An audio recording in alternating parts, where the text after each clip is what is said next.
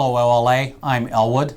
And I'm Jake, and we're the Blues Brothers. And we're on a mission from God. We only have 11 days left to get everyone to the totally awesome prom. Here are the 10 reasons why you need to be at the prom. Number 10, it's a costume party. Costume party? Who would want to dress up in a costume? Really, Jake? All right, well, I can tell you who. Our producer, Mrs. Blanchfield, does. She's coming as Madonna. And Mr. Vidal, he's going to be Rocky Balboa. And I'm going to be Arnold Schwarzenegger. Really? Arnold Schwarzenegger? Elwood. And the number 9 reason you should all come to the totally awesome prom is that it comes at 80s prices. Well, not exactly, but it's $5 less than it was in years past. It's a great deal. Sounds like a great deal. The number 8 reason why you should come to the OLA auction. We already have 175 people coming, and with only 50 tickets left, don't be left out and miss out on the best OLA party of the year. And the number 7 reason you should come to this prom is Men in Black will be there. Jake, we're the Blues Brothers. This is an 80s party. Got it? Got it. Okay. The number 6 reason you should come to the prom is you'll have a chance to get some great items from our silent and live auctions.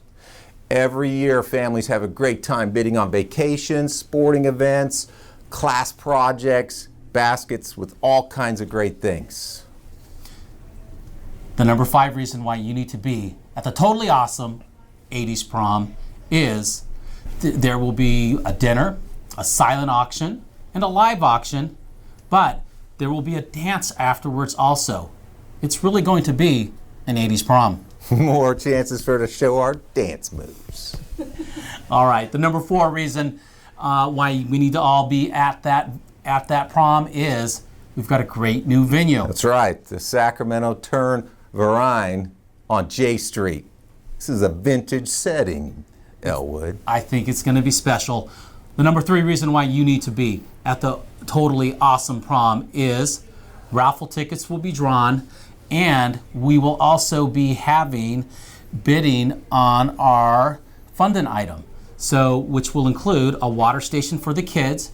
And Emily and Abby, our 7th grader students, are here, and I know they're excited about the idea of having a water station. Aren't you gals? Yeah. All right. And then also, we are going to have 2 sets of Chromebooks. You guys excited about having Chromebooks in your learning? Yeah. All right. Thank you, girls. This will definitely better prepare our students for high school. And the teachers are excited about using the technology in the classroom, too. That's what I've been told. They're chomping at the bit to be able to use those Chromebooks. Okay. The number 2 reason. Wait a second. Jake, I'm getting a phone call. Getting a phone call. Hello? Pappy! Hold on just a moment, please. It's Pope Francis. It's Pope Francis. As you can see, Pope Francis is calling. Yes. Yes, Holy Father. Yes. Yes. Okay, got it. Thank you, His Holiness. Yes, God bless you too. Thank you. Goodbye. So Pope Francis wants people to go to the totally awesome prom? Yes, Pope Francis is making it a requirement for everybody to be at the totally awesome prom. So we hope to see you there. Well, come in costume or come in jeans, but come and have a good time. Great. And the number 1 reason to come to the OLA auction is? It's for the kids. It's for the kids. Please come and support our children and our program, and we thank you for being there. All right. All right. So, that was fun, Mr. Moore. That was great, Mr. Love. Okay. Well, Mr. Moore, we do hope that everybody comes to the auction. Absolutely. But please share with us the great news that took place this We week. have the best news. The preschool and the extension modulars are open. The preschool was remodeled. All the bathrooms have been remodeled, and it's open for TK. So we're super excited to have those young kids. Our littlest learners are on campus, and we're really happy. Yeah, I know that we both had a chance to kind of stop by and just go into the preschool yesterday. It was so nice. Like on Thursday night, I know that you and Mrs. Gutierrez had set up that evening to have that parent event, which was really kind of set the stage. It was great. And then on Monday, when we came into the classrooms, it was so nice to have our preschoolers back on campus. We really missed them. And it was just neat going into the classrooms. As you walked through each of those preschool classrooms, you could just see that the kids were super excited to be there. They were very well behaved. So if you're a preschool parent, thank you so much for preparing your children for this experience.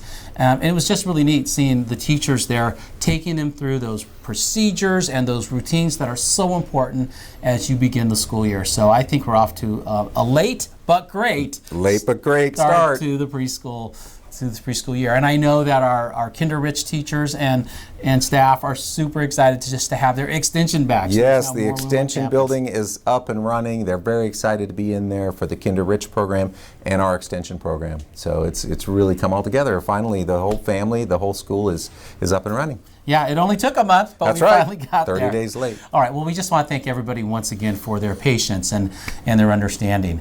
I just want to, actually, you know what, I was going to talk a little bit about auction hours, and then after that we can talk about good judgment. Sounds great. Okay, Sounds great. So we were talking about the auction earlier, and this is just a reminder for our parents. As a community, one of the great things about being in a Catholic school is that everybody's required to do service hours. And I know people might be thinking, why is doing service hours such a great thing? Well, because we know that it's that time that our parents spend working together to build up the school that really builds a community. And I know that most of our parents here, all of our parents, really enjoy that aspect of being at OLA. It's this is where they grow close together, they work together, and most of the stuff that we do anyway comes out to be a lot of fun. So it's just a great experience. I think the most important thing is that parents have fun while they're serving our community. I was at the movie night on Friday. Fabulous event. I mean, parents were having a great time, kids were having a great time. It was wonderful. Just a sense of community. So I think working at the auction or any time you get your service hours around here, people are having fun doing it. That's really well said, Mr. Moore. But I do want to remind families that service hours are a requirement. We're required to get a number of service hours in for the auction. It's 10, I believe, for the auction, and then you have the other service hours that we have to get. And we commit to those hours, so it's really important that we fulfill that commitment. And if something comes up in the 11th hour, have a backup plan. Have somebody else please come to cover for you, because we just want to make sure that all of the people who are working so hard to put this auction together have the support that they need from folks. And just another reminder that that service hours that aren't gained, there is a $25 per hour fee, which is assessed to our family's registration for the following school year, and we will be following up on that this year. But it's not a problem. I mean, most our families are really great about doing that, but it's just a reminder how important that is. Well, it's just another way to help the school. If you can't actually be there, you can help out monetarily. Yeah, so and that commitment's a virtue, wouldn't you say? Absolute virtue, and it's good judgment to help out your child's school. Did you say good judgment? I did. Mr. Barr. All right. Well, speaking of good judgment and virtue, we are very pleased to have as our teacher guest today, Mr. Jeremy Roderick.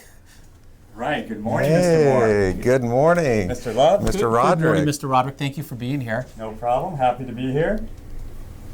Thank you, Emily. So, as all of you know, we adopted a virtue program across the Diocese of Sacramento 2 years ago. And so last year was our first year lifting off with the program, and this year we continue to teach our students the virtues and integrate it fully into all of our curriculum. And all of our teachers have done a great job, promoting the virtues and inculcating them into the culture of our school and into the lives of our students. But it does take a few teachers to step up and lead the program. And what you may not know is that Mr. Roderick, our 7th grade teacher, has been the person who's kind of organized our faculty and staff around the virtues, giving us a schedule to follow, and just doing all of these things and just helping to lead our staff in that. And we're really deeply appreciative of the work that you do, Mr. Roderick. Well, thank you, Mr. Love. And it's my honor. I really enjoy the virtue program. And virtues really just equal happiness. And when I was really thinking about that as many years ago when I was reading Aristotle, one of the quotes that stuck out to me was that a happy life is a virtuous life. And I thought, wow, that's what it's really about. And so when the program came to us last year, we were super excited. And there's a lot of different virtues to look at. There's the cardinal virtues and there's sub-virtues. And we had to really just break it down as a faculty to figure out how we were going to teach all the different virtues. So as a faculty at different meetings, we talked about different ways to approach this. And we decided that what we would do is each month we would have 2 different virtues that we would address. So this month it would be good counsel and good judgment. And so every teacher throughout the whole school is on the same page, teaching the same virtues to the kids. So we're learning a common language and things like that. We're also implementing it into our curriculum, such as our writing, skits, art projects, music, things like that. And I'm honored to say that some of my 7th graders just recently wrote some papers on resolutions for the school year. And they were thinking of good judgment. And good judgment, a way to cultivate good judgment would be to carefully consider all circumstances. And as they wrote those papers, it was really impressive because one of them, the papers that I received, was talking about the student's goal was to start being nicer to her brother. So dealing with people in your life when they're not easy to get along with. And so it's really awesome as a teacher to see not only good writing, but also somebody taking what they're learning from the virtue program and taking it home. Outstanding. That's great to hear. Yes. Thank you, Mr. Roderick. I'm also implementing the virtue program within our discipline program. So we talk about it all the time with students. I know you do that in your classroom and your classroom management, but all throughout the whole school. So if there's a discipline issue, we fall back on the virtues and we talk about those. And parents, virtue is something, obviously you are the primary educators of your children, and so we all know that virtue starts in the home. In fact, I love the example that you gave, Mr. Roderick, of the student whose decision was to practice the virtues at home with family, because is not family our church? That's right. Family is church, and parents are the primary educators of their children, as our philosophy states as well. Yeah. And I really am impressed, Mr. Roderick, by how you were able to integrate that into an academic assignment. So, we say in our mission statement, academic excellence, but the virtue program is also calling us to excellence. It's excellence in how we, conduct our affairs, how we carry ourselves, and that makes all the difference, I think, in developing these children and preparing them for high school, college, and the world after. Absolutely. I agree. Absolutely.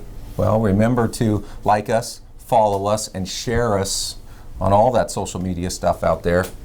Yes, and we just want to, once again, we want to thank Mr. Roderick for coming on today. We're really happy that you were here, and thank you for all you're doing to help us and support us in our work with Virtue for the Children. You're and welcome. Also, we want to thank our 2 7th grade producers, Abby and Emily. Thank you, ladies, for being here with us today. Good job, and ladies. Our intrepid producer, Mrs. Bliss Blanchfield. Thank you very much. Have a great week, everybody, and we'll see you at the auction. Mr. Love. Mr. Moore. Remember, love more than you think you can.